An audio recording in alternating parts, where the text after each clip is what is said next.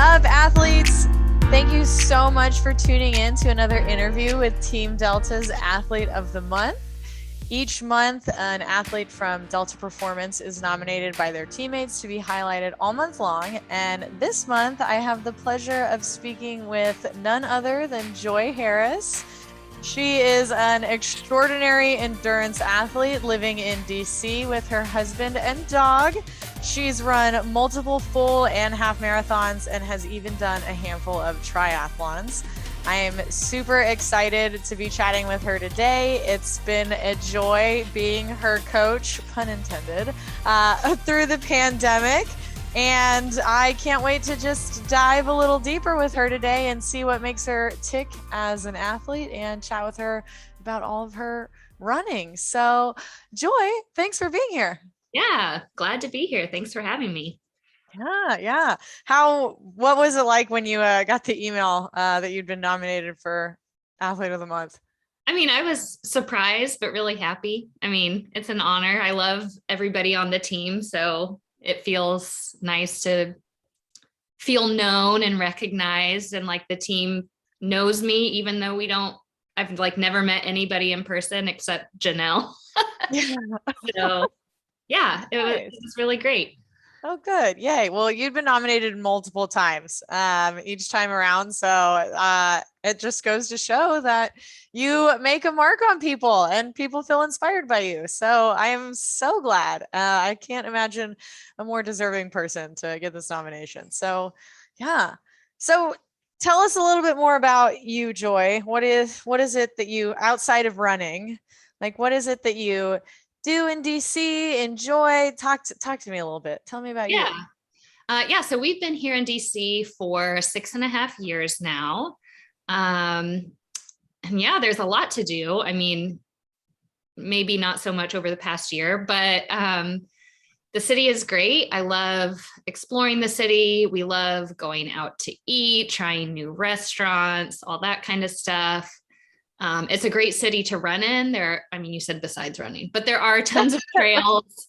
And obviously, like with the National Mall and the monuments and all the museums, there's just a lot to do, whether you're running or actually going and visiting and touring and that sort of thing. And yeah, we like to get out of the city too. There are several parks and campsites around here. My husband likes fly fishing, so like camping, nice. Fly fishing type stuff to get out of the city. And yeah, we like to hang out with our dog too. He's just over on the other side of the room sleeping right now. Oh, the best. Yeah. Awesome. Oh man, I have to come visit DC sometime. One of my best friends lived in DC for a long time and I wasn't able to go visit, and it's a fun city. It's worth coming to. I mean, obviously there's so much to do with all the history and the fact that the capital is here and museums and monuments, and you got to run over a new bridge in your city this morning. The new Frederick Douglass Memorial Bridge. It goes across the Anacostia River right here in our neighborhood. It's literally just like a block or two away. And yeah, they finished the bridge early. So to celebrate, they did a little community fun run 5K that was totally free, which is a great price. Yeah.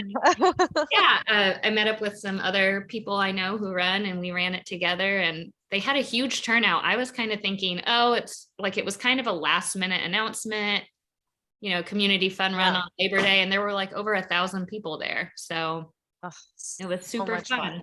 Yeah. That's awesome. Oh, what a great what a great way to start your Labor Day. I know, it was perfect. Nice. Okay, so I know that you have been running for a very long time, but the whole team does not necessarily know. I want to know just more about your running journey. Where did it start? Yeah. Well, so my dad was a runner my whole life. He started in his late 20s. So he hadn't been a runner forever, but definitely by the time I was born, like he was doing 5Ks and 10Ks all the time. When I was a kid, like I would sometimes ride my bike while he ran, or he'd like take me to the track and have me like time a mile while he ran, whatever. So I feel like that's kind of where I got it. My older siblings also, a lot of them did track and cross country. So kind of came from a running family. I did track and cross country for a few years in middle and high school, but I got stress fractures 3 seasons in a row. Oh, So I took a significant amount of time off running. The doctor said I had low bone density and I would probably always get stress fractures if I tried to do distance running. So I was like, all right, well, I won't do that. And then I ran on and off a little bit like in college and as an adult, because it's obviously a pretty easy and inexpensive way to exercise. yeah. And it's just kind of like what I knew to do. So yeah, like in college, I ran a couple miles here and there. And then as an adult in Austin, Janelle, who's also in Delta, who told me about Delta, she and I kind of became little running buddies. Unfortunately, only maybe like a year before I moved out of Austin. So not super long term, but we would do like a couple miles on a Friday morning. And so nothing super intense. So when I lived in Austin, my family came out to do a color run 5K. Like my dad and a couple of my sisters and my nephew and my nieces. And I didn't sign up for it because I was like, I can't run a 5K. I'll go. Oh my gosh, you? Yeah. What? Yeah. I went and like took pictures and held everybody's stuff. But I was like, I'm like 5K is too long. I can't do that. Wow. I can't imagine you having that mindset. Like, because I know you now and you, oh my gosh. Wow. Yeah. Okay. That moment is actually like a big motivator to me. Whenever I have trained for other races, I always think back and I'm like, remember that girl who went as the photographer to the color run? Like, it's not even a serious competition. Yeah. And oh I'm my like, goodness. I never expected to actually end up getting into running. So. Oh my gosh. Well, we have to dive deeper into that. Wait, so when did you feel like your mindset just clicked for you and like changed after that? Yeah. So when we moved to DC, we didn't know anybody here really. Yeah. So I didn't have like a busy social calendar. And I was like, well, like we had a gym in our apartment building and I was like, I should probably exercise because I have free time. And I really wasn't in like great shape when we moved here. I hadn't had like a super consistent fitness routine in Austin, and Austin really good food. So I did a lot of that. So I was like, I should really, get back into moving my body, taking care of myself. So I was like, I'll do a couch to 5K program like on my phone. Yeah. So I downloaded a couch to 5K program and did it, some on the treadmill, some outside, because it was like January in DC. That's cool. And I just started really enjoying it. And then some like people through like our church were in a running group in our neighborhood and invited me to come. And I went and actually liked it. I was like, oh, running with people is fun. And then I got a running partner who was more experienced. She'd run several full marathons and half marathons. And we started doing long runs together on Saturdays. Yeah. And I did like a couple 5Ks and she kind of encouraged me, like, I bet you could do a half marathon. So I was like, all right, I think I'm going to look into it. So I kind of like skipped from 5K to half marathon before I even ran a 10K. That's amazing. Yeah. And then, I ran a couple halves and I was like, all right, I think I'm going to try a full. And when I was done with my first full, I'm like, I'd totally do that again. I liked it. So I ran another one. So, oh my gosh, you caught the addiction, the half marathon, full marathon addiction. Yeah. And now it's been 6.5 years since we moved here. So it's how long I've really been running consistently. And now it's just part of my life. So. Oh my gosh, Joy, that's an incredible journey. I love that. Yeah. Oh. I'm so honored to be on it with you. That's amazing. Yeah, it's kind of crazy because my older sister did a half marathon when I was like in high school. And I remember thinking how far that was. And I was like, I will never run a half marathon. And so now I'm always like, never say never. Like, The longest triathlon I've done is an Olympic, and I don't have a desire to do a half Ironman or full Ironman, but I'm like, I'm not going to say I never will, because I never thought I'd do even a 5K at one point. So, Oh my gosh. Yes. That's incredible. Oh my gosh. Joy, I'm feeling so inspired by you right now. That's incredible. Oh, I love that. Okay. So I know that, I mean, we've kind of talked about this a little bit, but tell me about why you decided to do a triathlon. I mean, that's a huge, you know, that a marathon is a huge commitment to training and stuff, but a triathlon, I mean, you're having to do 3 different disciplines, running just as much. Like, how, why? yeah. Well, so after I'd done my second full marathon, I was kind of like, I still like a marathon, but the training is so much commitment. And I was like, Yeah. I don't know how many more fulls I have in me. Like, I think if I did another full, I'd maybe want to do like the New York City Marathon or like something like that. Yeah. It's like a kind of bucket list item. And I definitely didn't want to train to be a fast marathoner. Like, I was like, I mean, I'm sure I could improve my speed, but I was like, I really don't want to do speed and distance, like that level of distance together right now. Like, Yeah. I PR, like my second marathon was faster than my first. So I had a PR, and I was like, I'm pretty happy with that. I want a different goal. Like, I don't want to run another full. I didn't even really want to run another half at that point. And I knew Yeah. a few people who had done triathlons. And I talked to them about it first, like, what were their tips? Do they like, I Yeah. didn't even have a bike at that point, but I started thinking about it. And then a neighbor posted like in our apartment building listserv that she was selling her bike. And I was like, maybe I should buy it and then get serious about this. And a friend of mine, he was also interested in doing a triathlon. And our YMCA was starting a triathlon training group for like a sprint distance. And so we signed up together, like joined the YMCA and signed up and started going to the group. And I think part of the thing was it was a different goal. It was a new goal. And I was nervous about the swimming, particularly because I've never been a swimmer. But I was like, well, I'm going to have the Y had a swim coach, a bike coach, and a run coach. And I was like, everybody who's doing this is like in it together. We're like in a training group. It'll probably be all different levels. Being a beginner is just kind of fun. Like, I was like, the first day at swim practice, the one advantage is I knew the swim coach because she and I had volunteered together with an organization called Back on My Feet, which is like a running group for homeless people. And so I'd actually also talked to her. Yeah.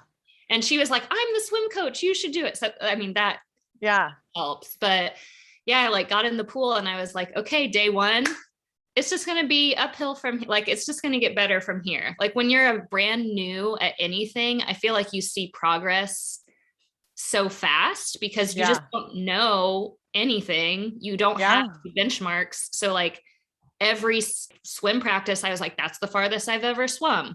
So I feel like that is so encouraging. And like, when you're a beginner, like just embracing that is so fun because once I could have probably tried to PR a full marathon, but it didn't have like that excitement of like, you had already done that. Yeah. You need to conquer something new. Yeah. So, oh my gosh. Yeah.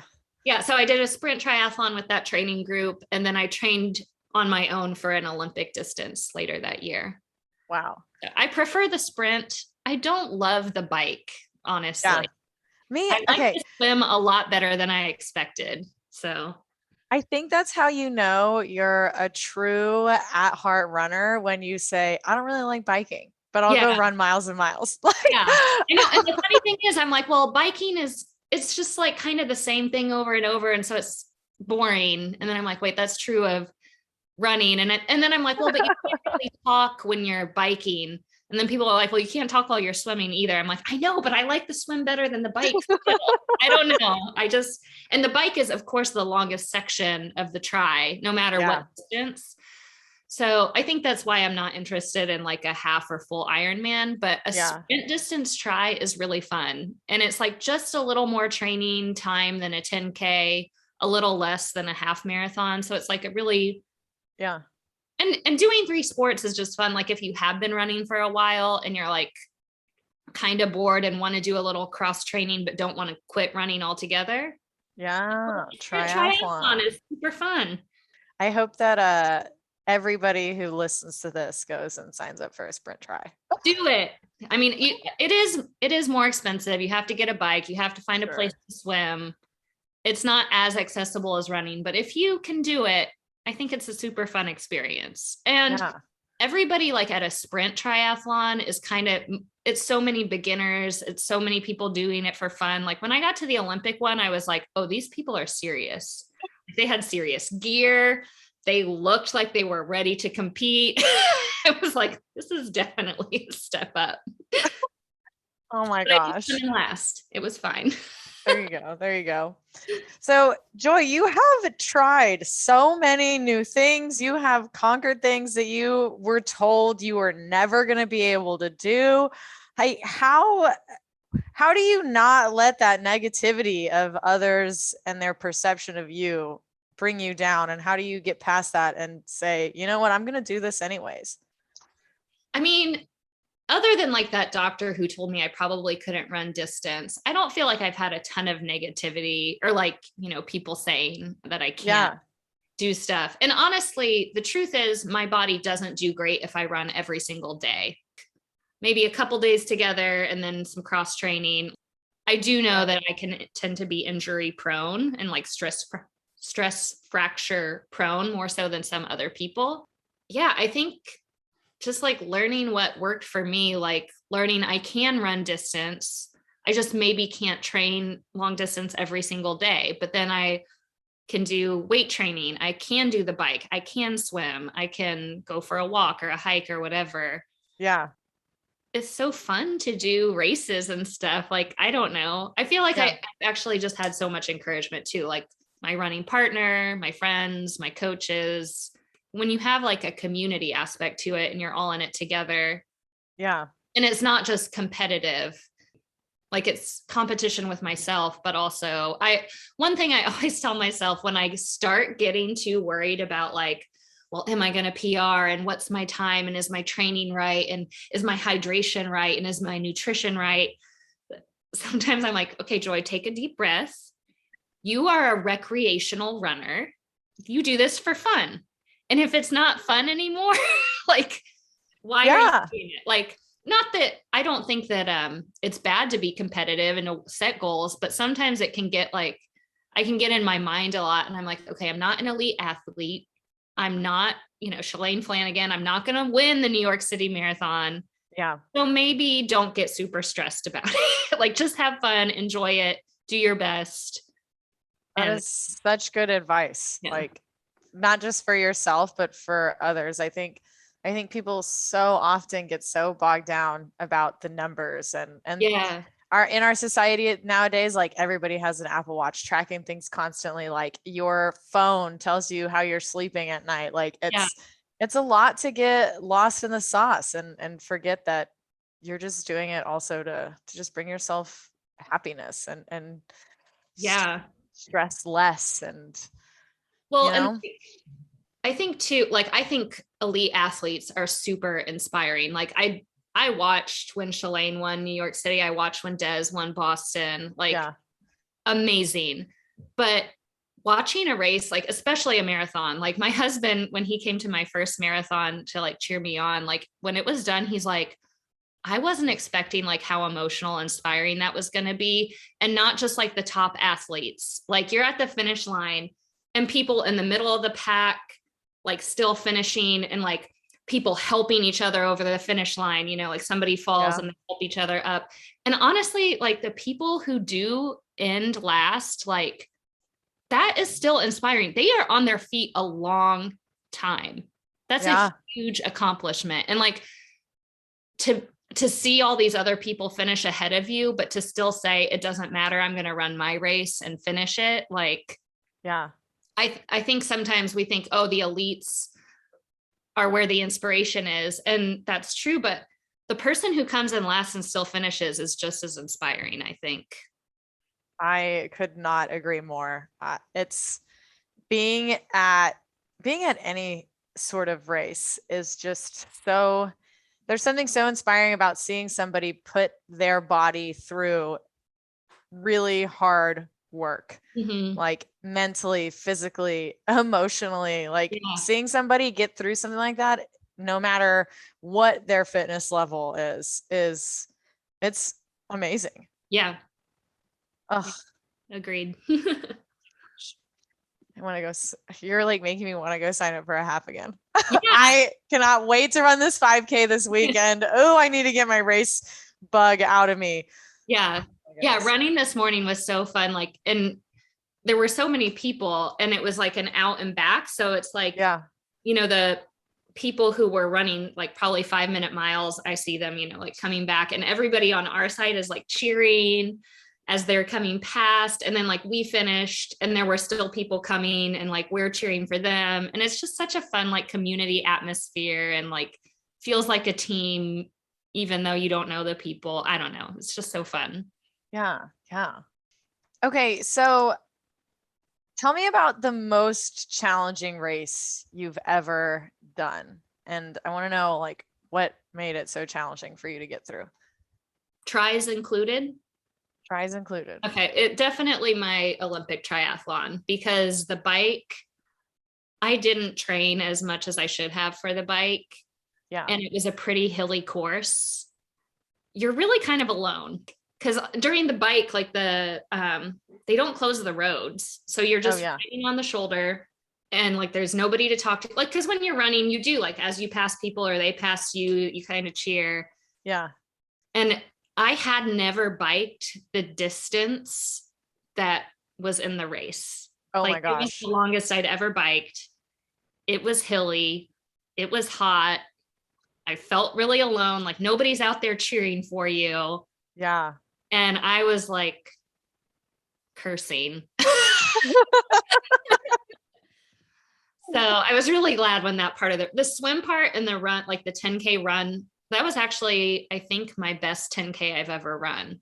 Yeah. That's my PR for my 10K, but the bike was horrible. It was just, and I knew I didn't train enough for the bike. And at that Yeah. point, I just had to like trust that my body could do an endurance event, even if it wasn't specific enough training and not enough hills for what the course was. Like, Yeah. the good thing about a hill on a bike is the downhill is really easy, but the uphill is so much harder than running uphill. Like, because Yeah. gravity is just working against you so hard. So that was Did really you did you have to get off and walk at any point? no, I didn't do that. That's a huge accomplishment in itself. Yeah. I get off at the hills every single time I walk. Yeah. I used to do that. I had at least trained enough. I was like, no, I can power Yeah. through. Yeah. But So how did you during this race, like were you talking to yourself while you were doing this? Were you like trying to pump yourself up? Did you put on your fast pump up playlist? Like what did you do to get through this? no, I've actually never like used music during a race. Yeah. Always go with that. And I don't think you're not allowed to have headphones on the bike. I don't think, for safety, because the That roads are open. totally makes sense. Yeah. Um, That's hard in itself. Like a lot of people will hear that and be like, oh my God, I don't know that yeah, I could do a triathlon. Like so many people need music. you can do it without music, I promise. Yeah, you can. I'm not anyway, not trying to like crap on the bike, but it is hard. And I don't really know how like I said, I did kind of get discouraged and was kind of like cursing the hills by the end. Yeah. But I'm a big believer in, especially in endurance sports, and having mantras. So just things that you repeat over and over. And I don't remember if in that moment I used them. I probably did. I have several. Like Yeah. one that I use a lot is fast enough, strong enough, fit enough, good enough. And I just like repeat that over and over. I'll also sometimes like do like strong and steady, settle in, like, I don't know, just different things like that you just repeat in your, oh, I say you love hills. I always talk to myself in like the second person. You love hills on an uphill. I was probably trying that in that race, and then I got sick of saying it because it was a lie. But sometimes you have to lie to yourself to get through it. Yeah. Oh, yeah. Oh my gosh. Okay. What was that first mantra again? You are fast enough. You are strong enough. I actually just say fast enough, strong enough, fit enough, good enough. And I kind of like say it in the rhythm that I'm running or I'm swimming, like my stroke rate or whatever, but like fast enough, strong enough, fit enough, good enough. I think that's huge. Having a good mantra is huge. Oh man. I love that mantra. I believe in them. I'm stealing that one. I'm writing it down. Oh my gosh. Sometimes I also will just say, you will recover. That's a big one. I mean, sometimes talking to yourself is it's so good for your just mental well-being, everything, especially in competition. I don't know that I know any athlete ever, and I very much consider you an athlete. I hope you know. I don't think I have ever known an athlete to not talk to themselves while they run, and having a good mantra, a positive mantra can honestly make or break you in a competition. Yeah. It's huge. Competition or just, I'm just getting through this race. The training run. Yeah. I use them all the time. What's next? Do you have do you have like a bucket list run that you would love to do at some point? I would love to do the New York City Marathon. So I'll keep entering the lottery until I get in. So that, for people who aren't familiar, New York City is a lottery. So you like sign up for the lottery, and if they draw your name, you get in. Yeah. And I've tried to do the lottery before, didn't get in. And then with COVID and stuff, I can't enter the lottery again until next year because everybody who had gotten in previously like deferred to this year. Yeah. So I would love to do that. That's probably my biggest bucket list. Boston isn't on my bucket list right now just because the qualifying times are so competitive. Yeah. But when I look, sometimes I'm like, if I'm still running at 65, maybe I can qualify for that qualifying time. I mean, that's still really impressive, girl. Yeah. 65, like, let's go. Yeah. So we'll see where I am in 30 years. But what I actually have coming up, so I'm planning to do a 5K in October, a 10K in like maybe November to January sometime. There's a few I'm looking at. And then I'm supposed to finally do my Philly half marathon this coming March that I was supposed to do March of 2020 that I've already trained for like 2.5 times before it got postponed multiple times. Yeah. So I'm excited for that. I would like to PR in a half. My first 2 half marathons, I was still pretty new to running and I really just ran to finish. Yeah. So I'd like to run to challenge myself a bit more. Yeah. Yeah. Yeah. Well, I'm excited to see how the Philly half goes. We've been anticipating that for a really long time. Long time. I'm like, I've already trained for it so many times. I'm ready to do the real thing. Okay. I have, this is a big question because I need to ask it now. How have you handled that? Like not having races? You are, from talking to you, you get a lot of inspiration from racing and being at these events. So how has that impacted your mindset over COVID? Yeah. I mean, I don't know. I think that it helped a lot that I already had about like 4.5 years of consistent like fitness routines in my life when COVID started. Yeah. And I know that it's really good for not only my physical, but my mental health. So I never really fully stopped exercising. I definitely pulled back a lot. And I mean, we were in the middle of a pandemic. I I didn't really feel bad about that. No, you shouldn't. But yeah, I mean, joining Delta was huge because having that structure and accountability and a plan and also like variety was really nice. I had never, well, I won't say I'd never done speed training, but it was not as big of a focus because when you're training for like your first distance events, you're mostly just trying to train to be able to finish. Yeah. So I'd done I'd done a 4-miler race somewhere in the middle there where I'd done a little bit more speed work. But I was like, look, if I'm not going to do another half for who knows how long or anything like big, why not have some fun and like throw in more like fartleks and tempo runs and things like that. And without like a specific distance or time goal, but just running for fun and to see what I can do. And honestly, the strength training has been huge because that's not something I would necessarily plan and do on my own as much. Like I always did some like cross training and strength work and like, I don't know, found workouts on Pinterest or somewhere of like, here's what you should do to prevent knee injury. But yeah, that's not the same as having an actual certified coach tell you, oh my gosh, and watch your form and make sure like you're doing things right and telling you to pick up heavier or whatever. So yeah, that's been motivating. I mean, the app like telling you when you like hit PRs with weights. I don't know. I like getting those little like rewards of like, you're doing great. Keep it up. Yeah. Yeah. Before.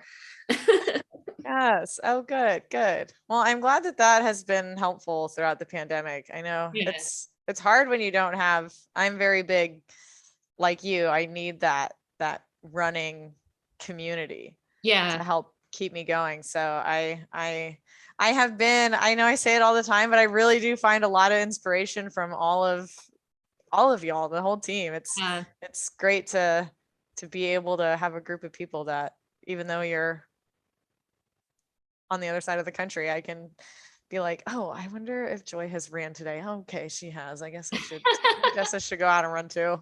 Well, just even having like the 2 live workouts a week, it's like, okay, I know on Monday at 6:30 my time, I'm going to run. And even if I don't feel like it in the moment, like probably once I'm on Zoom and warming up and we're chatting, like I'm probably like, there's so many times when I have to negotiate with myself of like, just get out the door, like whether it's on a Delta run or workout or on my own, I'm always like, get through the warm up. And then if, or get through the first mile. And then if you want to quit, you can but usually once I'm doing it, like I'm committed, but getting started is usually the hardest part. I can't agree more. That is, I think everybody has those days where they just don't. Yeah. Because it's hard. It's hard work. This is why I'm always so amazed by people who go and do incredibly hard things, because getting yourself to like go do something really physically and mentally hard, like that's a feat. Like, you go. Like, it's amazing. Well, Joy, thank you again for chatting with me. This has been awesome. This has been such a great conversation. I'm super excited for the whole team to listen to this later. I know we talked about what you've got coming up next. I'm excited to see how Philly goes. And thank you. And me too. I know it's been a long time. I bet. Oh my gosh. Well, Joy, thanks again, and we'll talk soon. Welcome. Thank you. Wow, team. I am feeling so inspired. That was an incredible conversation with Joy. I hope y'all enjoyed it just as much as I did. I can't wait to see what she does next. Thanks again for listening, y'all. Until next time, get out there and train like an athlete.